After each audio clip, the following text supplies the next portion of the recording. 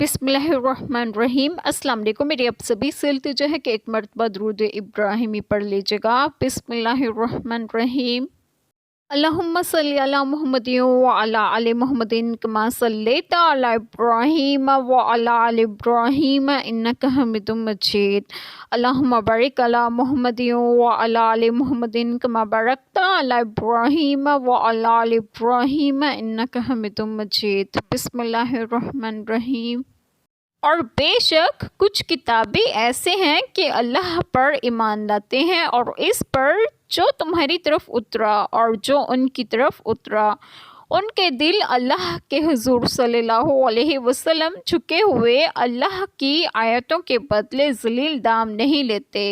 ये वो हैं जिनका सवाब उनके रब के पास है और अल्लाह जल्द हिसाब करने वाला है।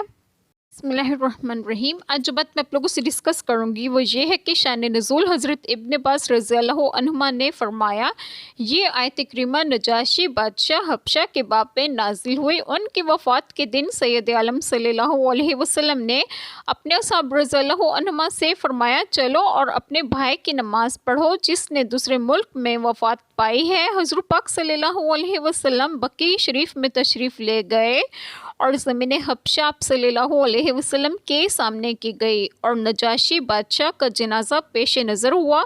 इस पर आप सल्लल्लाहु अलैहि वसल्लम ने 4 तकबीरों के साथ नमाज पढ़ी और उसके लिए इस्तग़फ़ार फरमाया। सुभान अल्लाह, क्या नज़र है, क्या शान है।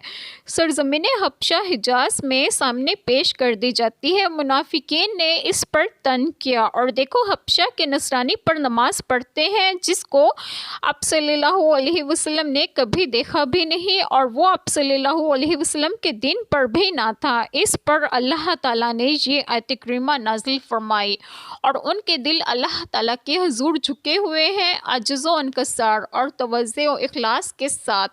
वो अल्लाह ताला की आयतों के बदले ज़लील दाम नहीं लेते जैसा कि यहूद के रोज़ा लेते हैं। ये वो लोग हैं जिन लोगों ने नेकी की राह अख्तियार की और अल्लाह ताला के हुजूर सल्लल्लाहु अलैहि वसल्लम सरसुजूद हुए। नेक और सोलह लोग, उनका अजर सवाब उनके रब के पास है और अल्लाह ताला जल्द हिसाब लेने वाले हैं। अल्लाह ताला हम सब के तमाम गुनाहों को माफ़ फरमाए और हमें सिरात मुस्तकीम की राह पर गामज़न करें और आप सबको आपके घरों में खुश खुरम रखें और सेहत तंदुरुस्ती भी दें। आमीन। जज़ाकल्लाह खैर।